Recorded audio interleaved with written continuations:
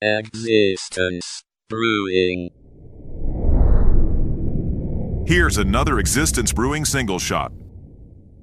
Do you know the story about the most mysterious song in the world? It was solved finally, but you should go look that up. It came from the same thing. There was somebody that had taped the radio in 1985 in Germany, listening to a late night weekend show. And so, and again, this is like kind of right up my alley sort of stuff, maybe more in the vein of Mr. So what they call high tech AOR. So not quite the, hair metal stuff, but still definitely good for a listener like me in same vein. And nobody could figure out what in the hell this song was. And there are people that, as you know, are deep down the well, but nobody could figure this out. And finally, through all kinds of, this person looked up this, that person looked up that, they took this information and went to the microfiche of the library. And, it was one of those, it was pieced together, and it came from a late night show. I want to say it was out of Germany, as I recall, because I think the band is German. They're called FEX, F-E-X. And it was a one-off that they played on this little show, probably never played it again because it was a show where local bands were featured. And they ran it, and it disappeared after that, but finally resurfaced. They figured it out, and now that band is got this huge presence on the Bandcamp website. And I get, quite frankly, too much stuff from them. It's like they're recording a new album, and they're releasing the original, song and all these. I bought the original on a 7-inch just for posterity. I was like, that's cool. But man, they have amped up the marketing, which doesn't make me extremely happy. It's great that they've been found after all these years, and most of the band members were still alive and still musicians. And so they're actually making a new album, and it's all really neat. But then there's also the hype and the money that goes along with it. Right. I think that's getting in the way a little too much from the original spirit of the thing. But that's exactly how what was called the most mysterious song on the internet was brought out to prominence, was the fact that somebody recorded it off the radio back in 85. So that's, wow. I totally get it. I think it was 84, 85. I don't know. I'm probably messing up the story.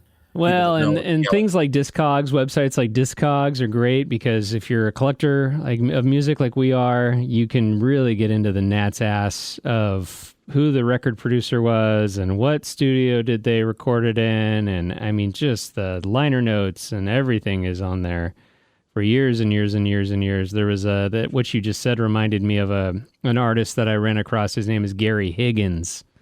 And he wrote a song called an album, Red Hash. And it was the first album that he ever produced. And then shortly after, as lore goes, he became a nurse and never recorded ever again. And, original Red Hash of Gary Higgins sells for $1,400. Oof. Yeah, wow. It's just like, just these one-off, and it's a cool album, and you can stream it, check it out, and it's kind of like a psychedelic folk album, but same kind of thing.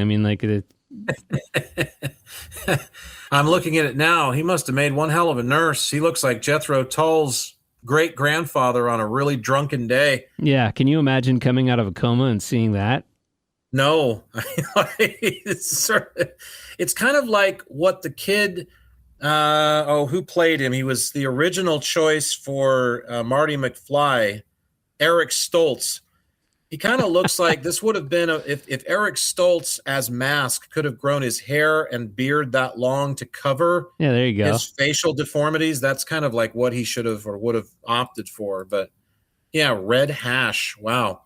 And you can get reissues. Crazy. You can get reissues. And of course, I've gone down the rabbit hole of what's the difference between a reissue and an original. And it's really interesting stuff. But, oh, man, you got to love collecting. Last copy I see on, there's somebody wanting $1,500 for theirs, but I've seen them go for as low as $175. Most expensive one sold for $6. Yeah, and I want to say those are going to be in less good condition. The mint ones, near mint, the originals, those are going to be in that upper price range. But yeah. Let's go through the track listing quickly. Yeah, let's do. Just for fun. Again, this is Gary Higgins, He's an Irishman, is that right? Or he's a Russia? I don't know his origins, but he's from Sharon, Connecticut, actually. American folk singer-songwriter, says the album landed in Russia somehow, where it was unlawfully turned into a CD. That happened a lot over the years. All right, so Thicker Than a Smoky.